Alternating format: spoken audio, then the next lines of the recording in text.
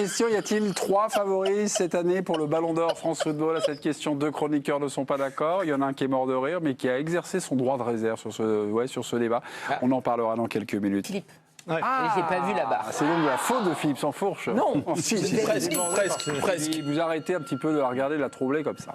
expliquez, Sur le site L'équipe, vous y allez, soit Philou, soit Karine. Troublé par l'épaisseur de ce Le président n'avait pas réussi à trancher sur le dernier duel, mais là, le président va... Ah bah oui. Ah là, non, mais là, pour moi, il n'y a pas que 3 favoris pour le Ballon d'Or. Il n'y a pas 3? Mais s'il y en a 3, mais il devrait y en avoir 4. C'est injuste pour Rodri, par exemple. Ah, c'est injuste pour Rodri. Vous le mettez... Non, mais évidemment qu'il ne va pas être dans les 3, Rodri, mais il mériterait de l'être. Pourquoi tu dis évidemment?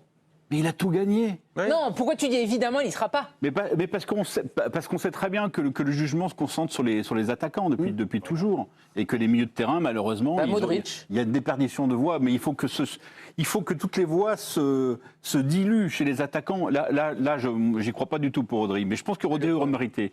Pour le reste, je pense qu'il y en a 3, parce que ça serait injuste d'enlever Mbappé. D'une part, parce que Haaland a jamais marqué de sa vie dans une finale ou dans un match pour un trophée, et qu'il manque quelque chose. Quand en face, vous avez Messi et Mbappé qui ont marqué 3 buts en finale de la Coupe du Monde, ça fait une différence. Et évidemment, la différence, c'est qu'en finale de la Coupe du Monde, Messi a gagné et pas Mbappé. Donc oui, mais même si moi je pense qu'au PSG, Mbappé a été au-dessus de Messi, je reconnais que, que les favoris sont plutôt du côté de... Vincent, vous êtes plutôt du côté de Philippe. Oui, 3, voire 4. 3, voilà. Il y avait 2. Il y avait, on va dire, un duo. Pour moi, c'est Messi. Bon, Messi et son concurrent, c'est Haaland. Mais bon, il l'aura pas. Ouais. Il est demi-finale, finale ratée. Karine, je tente de faire une petite synthèse pour filer la gonfle à Timothée. Excusez-moi Timothée, c'est un duo... Je suis d'accord avec tout ce qui a été dit sur Rodri, et de toute façon, cette récompense a ça d'agaçant, c'est qu'il y a tellement de magnifiques joueurs qui ne l'ont pas reçu sous prétexte qu'ils ne marquaient pas de but, alors qu'ils sont 1000 fois plus importants et qu'ils ont un QI football bien plus important que nos finisseurs, que les finisseurs. Et lui, il a marqué. Pardon ? Et lui, il a marqué en finale. Et il a marqué en finale, mais enfin, je sais pas, les Iniesta, les Deco, enfin bref, je vais pas les citer, Steven Gerrard et autres qui ne l'ont pas eu. Et j'aimerais qu'on crée une récompense pour cela, pour les travailleurs de l'ombre et les porteurs d'eau. Mais puisque ce sont ces règles-là, c'est clair. Non, il en faut. On va le faire au bar des amis. Je suis désolé de le dire, mais il en faut. Et d'ailleurs, le PSG est là où il en est parce qu'il l'a oublié pendant trop d'années. Il en a enfin acheté un de porteur d'eau. Pour revenir à cette récompense, vu les critères, pour moi, le duel, c'est Messi-Haaland. Point. Mbappé, il a été extraordinaire pour la Coupe du Monde, mais il n'a rien gagné, ni avec son club, enfin, par le championnat, mais ni avec son club, ni avec sa sélection.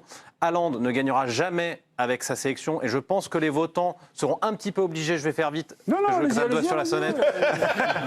Je t'arrête un coup de pression. Et du coup, il gagnera forcément des années où il n'y a pas de Coupe du Monde. Alors, il y en a eu une l'année dernière, mais elle est un petit peu plus loin que lors des prochaines saisons. Il pourrait essayer de se saisons. qualifier de temps en temps, quand même. Bon, mes amis, ce débat sur le Ballon d'Or France Football est passionnant. Moi, je vous propose On peut pas parler de la liste? Oui, bien sûr qu'on va parler de la liste. Mais là, je reprends la main également. Quand je vous fais une petite année comme ça, faites-lui une petite pincette comme ça que je reprends la main. Là, je vous invite juste comme ça, momentanément. Le dernier qui a essayé, il marche encore un peu. Mais enfin, non, le dernier qui a essayé, il a réussi. Et on convoque des gens compétents ou supposés l'être pour déterminer qui doit décrocher la queue du Mickey. Je pense que c'est quand même à ce moment-là qu'on doit rappeler que cette Coupe du Monde, parce qu'il y a la finale, mais Kylian Mbappé, il est meilleur buteur de l'ensemble de la compétition. Il est impliqué sur l'intégralité des buts de l'équipe de France pendant cette compétition, hormis le premier de Rabiot, la tête de Rabiot contre l'Australie. Sinon, vous pouvez reprendre toute la compétition, tous les buts, il est dessus. C'est lui qui fait les différences, ou à la passe D, ou qui termine. Il y a les 3 buts, il y a aussi en plus le premier tir au but. C'est-à-dire que la séance... contre l'Angleterre, il n'est pas impliqué. Ah si. Il est dans l'action, c'est lui qui déclenche. Le but de Tchouaméni, vous allez lui dire que là, c'est Kylian Mbappé. Je veux bien qu'on l'adore, mais il est dedans. Pardon de vous le dire, mais non. En gros, je traduis mon propos. Et le centre de Griezmann, il a rien à voir avec Mbappé. Pardon de vous le dire. Il souffle sur la frappe. Pour la FIFA, c'est toujours automatique. À part dès lors que tu as gagné la compétition, tu as le meilleur joueur. Pour moi, le meilleur joueur de la compétition, indéniablement, sans discussion, c'est Kylian Mbappé. La Coupe du Monde, c'est tous les 4 ans. La finale de Coupe du Monde, c'est tous les 4 ans. C'est le match qui reste dans l'esprit collectif. Et ce jour-là, Kylian Mbappé, il n'est pas rentré dans l'histoire de cette saison. Il est rentré dans l'histoire du foot. Donc s'il n'est pas dans les 3 qui ont marqué l'année. C'est moi alors qui essaye qu'il de est rentré convaincre ou dans Karine, là. l'histoire du- C'est Karine. C'est Karine et Tim. Indéniablement, Mbappé est le meilleur joueur de la Coupe du Monde. Non, excuse-moi. Mais si, bah c'est bon. factuel. Mais Messi fait une Coupe du Monde comment? Mais Messi, il a Oula. 5 pénaltys qui ont été offerts par la Donc, FIFA et les la Coupe du arbitres. Monde de Messi, c'est que des Oh. pénaltys. Bah, souvent, on n'a pas Il vu fait la une même Coupe du excellente Monde. Il y a une passe D mythique. Il y a Non, une mais passe D attendez. mythique, on est d'accord. S'il n'y a pas Messi, est-ce qu'ils sont en finale? Là, je te parle de Messi, mais de dire que c'est évident que Kylian Mbappé, c'est le meilleur joueur de la Coupe du Monde et qu'il n'y a pas photo avec Messi, je Mais ne l'équipe comprends de pas. France, elle était décimée. Elle était dans un état de délabrement Oui. total. Qui l'a porté Et sur ses épaules? individuellement, les Argentins sont meilleurs que les Français? Non. Mais collectivement, ils ont été bons. Ils ont tous joué pour Messi. Et il y avait quand même le monsieur plus, l'exceptionnel, qui est Lionel Bah, Messi. donc ton développement va dans je- mon sens, Non, puisque le collectif de l'équipe de France, du fait des nombreuses absences Ah non, qu'il y non, avait, pour moi, a les fait joueurs que- individuellement, ils sont quand même meilleurs que ceux de l'Argentine, à la base. hein. Après, si tu sais pas faire jouer ton équipe collectivement et te produire du jeu, ça c'est autre chose, mais c'est pas la faute du Il jeu, a c'est la faute du sélectionneur. exercé son droit de retrait. C'est notre Joris Devapadou de France Football, promoteur de ce prix magnifique. Alors, la liste des 30 là, qui a été donnée aujourd'hui, je crois qu'il y a une dizaine de journalistes qui composent donc ce panel de 30. Il y a des journalistes de France Football, il y a des grands reporters de l'équipe, il y a Didier Drogba, il y a le meilleur juré de l'an passé. Dave, comment ça se passe là, cette sélection de 30? Chacun fait sa liste dans son coin, des 30, puis après, hop, on se réunit et on débat, c'est ça? Ouais, c'est un peu ça. C'est-à-dire que donc chacun envoie sa liste des 30. On échange d'abord par mail. Globalement, sur 24-25 noms, on a à peu près tous les mêmes. Ouais. Je pense que même si on le faisait nous, on aurait à peu près les 24-25 mêmes. Et après, effectivement, il y a 8, 9, 10 noms. Des surprises. Non, pas les surprises, mais ceux qui vont que tu peux intégrer ou pas de la place 25, on va dire à 30 pour faire court, quoi. Et en fait, le débat en fait commence réellement là-dessus.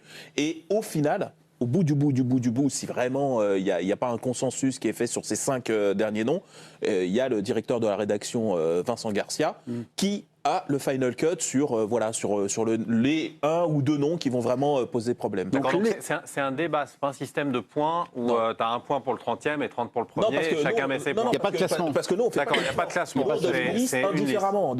de trucs. Non, mais il se trouve- c'est intéressant voilà, il se d'expliquer, de le comprendre. Exactement, voilà. Mais il se trouve que tu as 25 noms en commun et on aurait les mêmes. Et c'est sur, on va dire, les 5 derniers que là, il y a plus de noms qui viennent se mêler. Et... Les votes commencent aujourd'hui. La date de clôture, c'est 2 semaines, à peu de choses près, avant la cérémonie le 30 octobre au Châtelet, à peu près. On est à peu près dans... Peut-être même un petit peu avant. hein. Un petit peu avant C'est peut-être début octobre. Là, Ok, d'accord.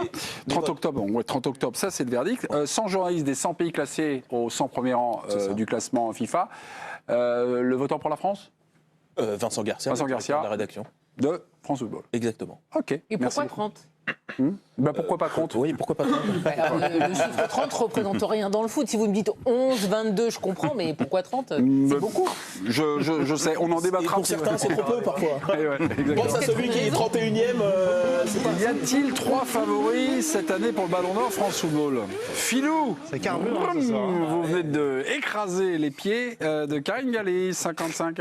Autre nomination, on développe un petit peu parce qu'il n'y a pas que le Ballon d'Or en jeu la soirée du 30 avril au Châtelet. hein. Et oui, il y a les autres trophées, évidemment. On va commencer avec le trophée Copa. C'est pour les joueurs de moins de 21 ans. Ils sont donc à gauche 10 joueurs nommés, dont 2 Français, Eduardo Camavinga et Eli Wahi, le néo-lensois. Vous voyez effectivement les autres. Au milieu, le trophée Yachine pour le meilleur gardien. Là aussi, il y a 2 Français, Mike Maignan et Brice Samba. Vous voyez également les gardiens qui sont nommés. Et le Ballon d'Or féminin, alors on n'a pas mis les 30 noms, ça aurait fait un petit peu beaucoup, un petit peu chargé pour notre infographie. En tout cas, on a mis les 2 Françaises, Kadidiatou Diani et Wendy Renard. Et puis peut-être celles qui sont les favorites, et notamment Aitana Bonmati.